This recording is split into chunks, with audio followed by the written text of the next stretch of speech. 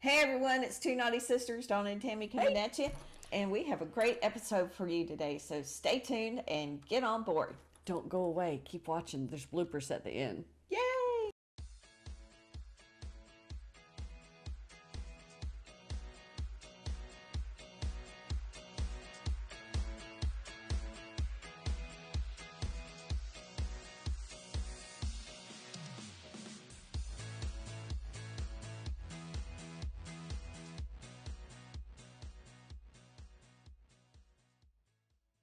We're at Stump Farms today with Alicia and Kevin Stump, and we are up in their business today. We are all up in their business. So we're going to be to them about their farm, Stump Farms. They go to different markets and sell their produce, but they have so much more going on than just that. So we're going to take a tour and ask a bunch of questions and see what's happening. So we have 3 sections. We have, these are our chickens and our ducks. We have some new babies. Want to hold those too. Yes. And then we have our garden section, our greenhouse. And then over here is our pasture with our animals, and then our meat chickens and other baby birds that we're raising. So we bought this property 3 years ago, 2017. 2017. Yeah, October. You know, nothing was here. It was just a blank field, overgrown. This is a first generation farm, correct? Yep. So yep. what inspired you to want to do this? I've been a vegetarian for over 10 years. And we lived in Spring, and it made me so furious to go to the grocery store and say, like, made with real food, you know, and trying to find food that was real food. And I would come home and I'd be like, this is ridiculous, you know? And at the time we were renting our home, so we felt like we couldn't do anything there. Yeah. We didn't really grow anything, but I always love nature. He actually proposed to me on Earth Day, my favorite day. And it's something that I was really passionate about, and he just kind of came along for the ride. But then once we got our home and started clearing it, and I was like, this is my vision. Then he really jumped ahead of me. Where I was the dreamer, he kind of filled in all the logistics, and then we just practiced and we mentored. We had other farmers come in and mentor us. And they still come and walk our property and say, okay, kids, this and that, you know. It's totally community over competition and just helping one another. That's really So what was neat. the first thing that you grew here? Just some pretty sad little tomatoes and peppers. We had goats at the time, and our goats got in there, and they mixed everything up that we planted. So we had spicy cucumbers because our peppers hybrid with our cucumbers. That's awesome. Everything. So do you still have the goats? No. They live with our friend. Yes. Calls from work being like, you need to come home, your goat's on your truck, your goat's in the neighbor's yard, or it's sitting on their van, and we're like, oh. These are actually meat birds. Meat birds. Yes, so they're a breed specifically designed to build up their tissue. They were bred for 40 years specifically to be eaten. They don't live long term. So they will die of organ failure and whatnot if you don't eat them. So Yeah. they're Oh, wow, really? particular to that. Although I don't eat meat, whenever I do help them process. We want, You we do wanna all feed our your family the processing best. stuff? Yeah. Oh, wow. we do duck, rabbit, and chicken. You're not going to show us that today. No, we're not doing that. Nobody gets to see that. I get a sense that they might be a little mean. Are they a Yeah, little mean? and they're a little Yeah. bit more aggressive. They'll try are to they? eat you first. Pinky. Pinky, okay. And she was hand raised. I'm sorry. And that's Hunter. She was a rescue. Oh. Someone found her chasing a jogger in Houston. So they're like, that's not a wild rabbit. How funny. And they didn't know where to take her, so they brought her to us. We do take in rescue rabbits. Oh, Yeah, usually that is all of our really hutches are full, neat. but we do take them in and sell pet rabbits. and Oh, stuff. No, we don't declaw any of our animals. We So just mean. trim them and do it. It's just smaller. Oh. This looks like a cartoon. Yeah, You she know, does. like in the cartoons, they Yeah. have the big exaggerated eyes. Okay, now we're going to go check out the bees. Who's terrified of bees? So Kevin actually was terrified of bees too. Oh, Yeah. really? And Yeah. they don't like the pheromones from the men. So they really were my love. Hey, G. Are you laughing at us? What's his name? Very long. I'm over hello. here. He Come wants this way with attention. food is what that means. So this is our little honeycomb hideout cove. You can How see the cute. girls working. I probably wouldn't get any closer than Kev just because Okay. they have little guard bees. I So understand those that. go out and circle, and if you're in their circle, that's when, they'll kind of get you. We've had them for 2 years. Okay. So our first season really wasn't successful, which is common. Yeah. You lose about 60% of bees in the wintertime. Okay. Most people have more hives than 60%? us. Yeah. Wow. That's a lot. Yes. Texas can be a little bit lower, like around 40%, but it also depends on how ready they were for the cold and winter and how Yeah. wet it gets. Here we have a more aggressive form of bees, so we'll Yeah. actually get a harvest this year. What is the benefit of taking local honey as opposed to store-bought honey? So the allergens that we get that cause, all that irritation in our eyes and whatnot, these bees are using their environment anywhere up to 5 miles out from the radius that you're located in. Wow. So they're going to naturally distribute when you eat honey, all of those. It's kind of like getting your flu shot. You get the flu, so you're preventative, and it works the same way the honey does for the allergens. That's awesome. So anything within a 5-mile radius, they're touching, bringing back, creating that honey. So specific to our area, we're getting all of that prevention. And then we got the seat for our daughter too. I wanted it for her birthday. So it's something she's been wanting. Worker bees inside don't even have stingers, so you can pick them up with your hand. Oh, Yeah, really? so we're trying to teach her those things, and she likes to eat the comb and stuff. This year we really took it a step further. We grew all of our plants from seed. So every single plant you see here came from a seed that we started growing about this time last year. Your form of farming is earth and water, correct? Yes, we're totally natural, traditional farming. We do some raised beds, but for the most part, we start our seeds indoor, we plant, we direct sow. So we deal with a lot of land erosion. So that's hard for us because we're on such a slope. Yeah. So we're really trying to find out what works best for us. I think we're gonna switch to a little bit more of a raised bed method. But at the end of the day, we're able to put out enough food where we can provide it for our neighbors. Our income is fully sustainable on our farm now. I've been able to do that within 3 years. Man. And over there I have my apple gourds, so they look like a big green I apple. have not seen these. So they're neat. And they also bring in cool. some biodiversity. They help good bugs move in and spiders as well. So how'd you learn all yeah. that? I know you said you had mentors, but mentors? Yes, manners. Yes, I have manners. But did you have lots of from when you were a child learning all this? Not really. I kind of grew up in the country, but I didn't appreciate it like I should have. And then I moved to the city when I got older. But really just observing and seeing and doing a lot of research on our own, reading. Yeah. And then we see like what it can bring. We can see the amount of spiders that they bring in, which eat all the bad bugs and the mosquitoes. And Your form of pesticide? Okay. we use That's zero pesticide, nothing. Your favorite specialties? Vegetables. I have so many. I get so excited. So I'm always like, this is my favorite one. This is my favorite one. Right now we have our Perry habanero. So we grow our own pears and our own chocolate habaneros. This morning we've been cooking our chicken with it. I mean, my like gosh. everything's Perry habanero. We really love being out here in the evenings. We do garden walks. Oh, nice. And that would probably be my favorite. My We had like a chickens little are parade. a few nights that we've spent way too much money on seeds, but I don't know if Boxes you, and I don't know if you can spend too much money on seeds and can. stuff like that because it goes such a long ways. Well, my husband always says it's cheaper than therapy. Yeah, exactly. Yeah, that's what I love about What gardening. is this one right here with the So this is Spooky Bird. We take her to all the events and stuff. Oh, she's the like the character. She wants to centerpiece. hang out with us. That's why she's right there.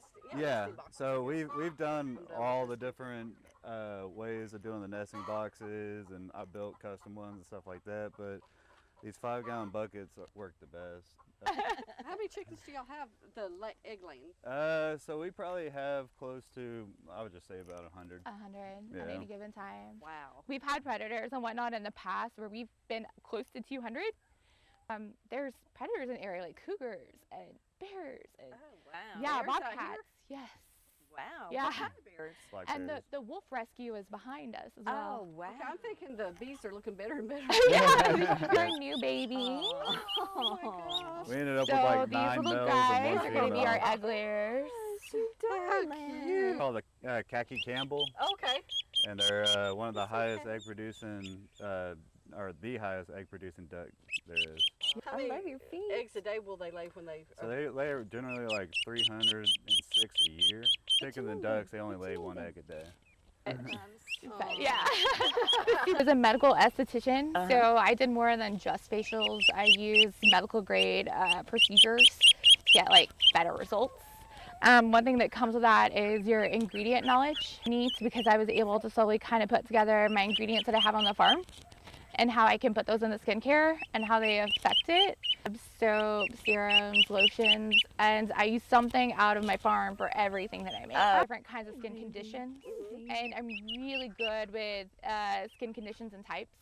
I have SF Beard Co., which is Kevin's beard oils and his balms, and then we just call it kind of like our happy homestead products, which are our sunscreen, our bug sprays, our skincare. Oh, this must be Larry. That's my baby. Yeah, He it's actually was one of the first pets that we got. We got chickens and we got Larry. He used to live in the house with us, so he likes to watch football. He gets along well with the dogs. He likes to laugh. So we have this netting that goes over our pins, and whenever we put it in, it's funny because it's mush. You can see through it. But he'll hide in it, and he'll wait for someone to come by, and then he'll like pop out, and then he'll be like, he's such a jokester. That's hilarious. They sleep together. They spend all their time together. They nap together. We recently had sheep, and every animal that we have is hand raised. So we typically raise them from a baby, or they're rescued, so they have more of like attachment to us. Oh, yeah. And they've always bonded really well. It's been rare that we've had an animal come through that didn't just blend well. I've always been good with animals. tongue is I've, really wet. mainly dogs and cats because we lived in the city, but coming out here and getting the chickens is where it all started. Okay. And so I got the chickens, and that's like the gateway to homesteading, as everyone likes to call it. And we just plunged into it. We're one of those crazy people that are like, we want everything, chicken, goat, sheep. Jinx. Yes. Jinx, Gia, and Larry. Yes. Larry, really? You're already taking a nap? Come on now. Got his little summer coat in. This is his short haircut. She likes to suck on your fingers because she was a bottle baby. So if you've got your hand out or flat, she'll just start sucking on your fingers. Oh, what's happening here? He said my apples. Oh.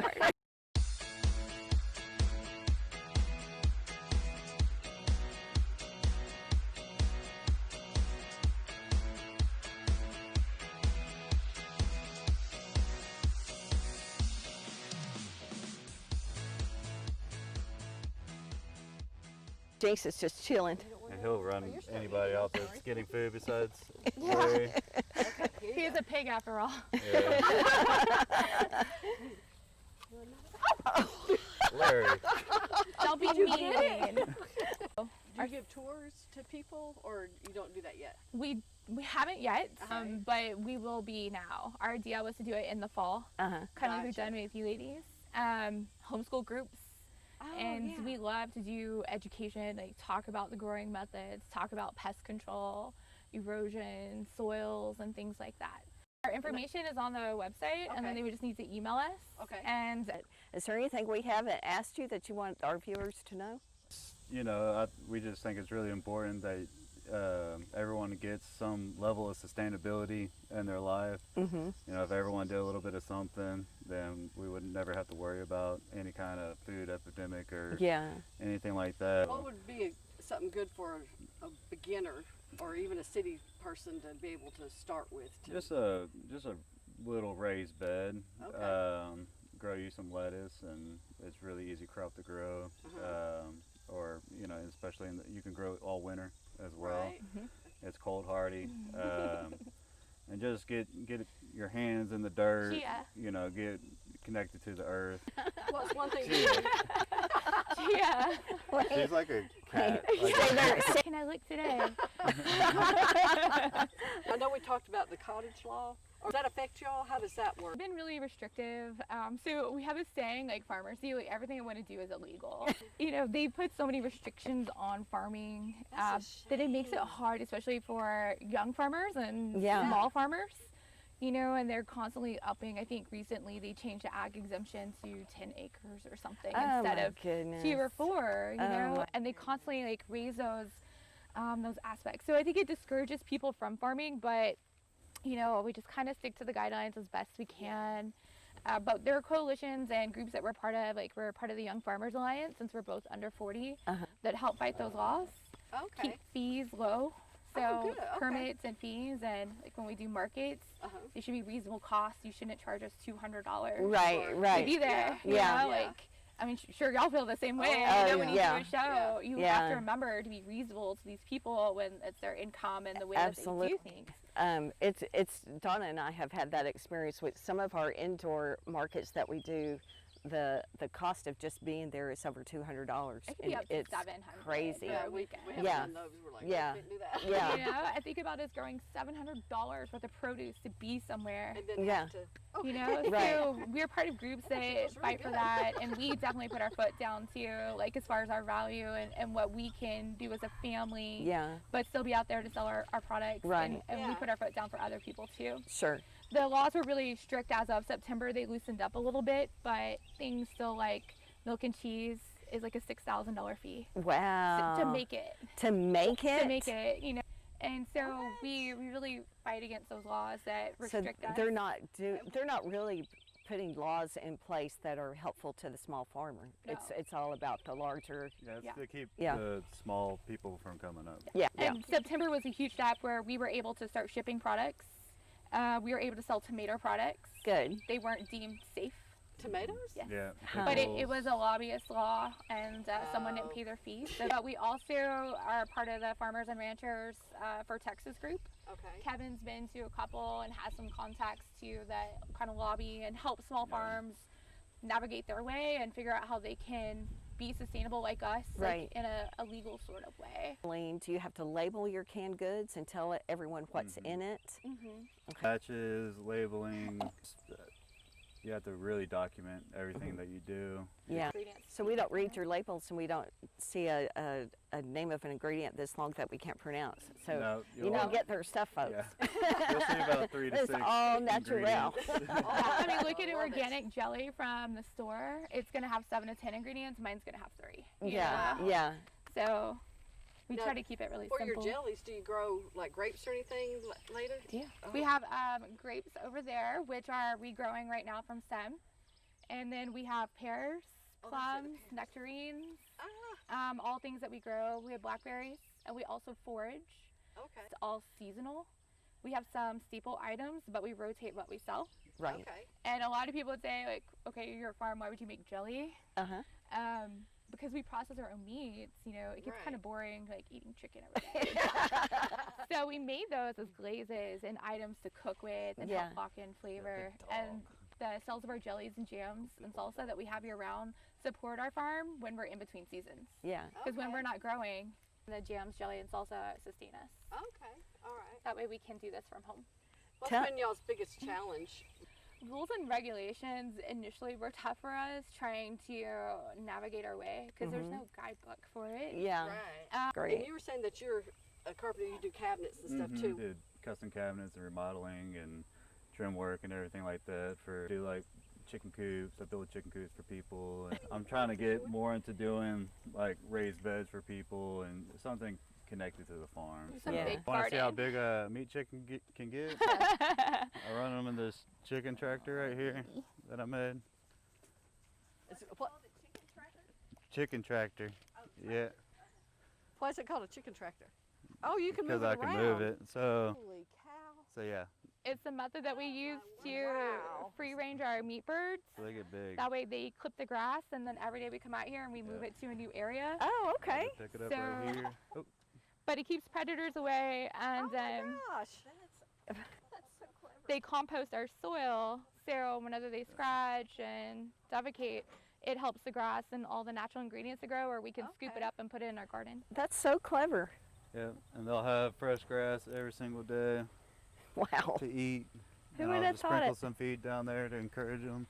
So when you how- buy our meat, it's organic and fresh and clean, and Yeah. they eat So all the can people bugs. order like I want a whole chicken and call y'all and y'all process it? And, Yeah, it's seasonal. This year has been really hard to get our hands on uh, because you have to grow them, raise them from chick, and like only certain hatcheries have the white chickens. Like they have like a trademark on the oh, chicken, so you right. can't actually get the two older birds and breed them yourself. Oh, you can't? And you can't breed these to make more meat chickens. You have to order them from the hatchery. Wow. That sounds like a monopoly on that. Yeah, yeah. We usually do hundreds a year. When COVID hit, we had like 6 months worth of meat in our freezer, and we sold it all within a month's time. Wow. They're ready now. Oh, they're ready now. Yeah. How much do they weigh, do you think?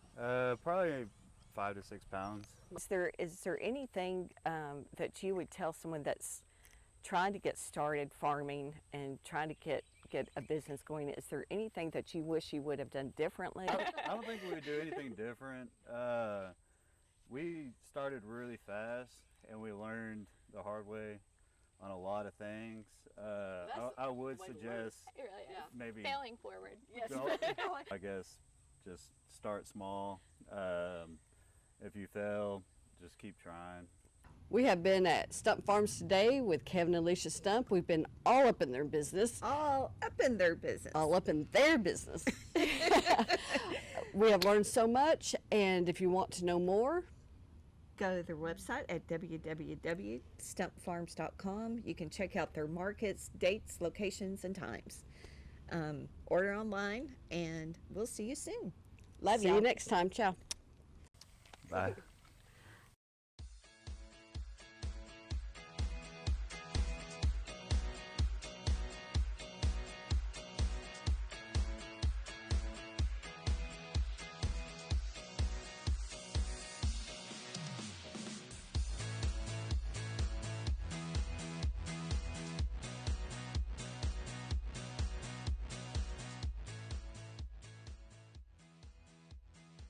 Hey, we just want to remind you that this ain't Hollywood, folks. This is two old ladies, two naughty sisters, Donna and Tammy, coming at you with these great videos and interviews with local entrepreneurs in the great state of Texas. Our sound may not be perfect. Our Our words speech may may not not be be perfect. perfect. But it's real people. Our hair and our makeup certainly ain't perfect, but it's real people talking to real people. What she said. Love y'all. Ciao. To our video. So So go close. so go to our Facebook page. For the ride, buckle up and come on with us. No. So buckle up and come along with us for the ride. The highways. We are so excited. We are so excited. We are going on the road. We are so excited. We are traveling the highways. Artisans of all genres. With a new episode. I thought you were going to tell them. I forgot. Okay, which one are we doing? What was it, Indeed? Enjoy.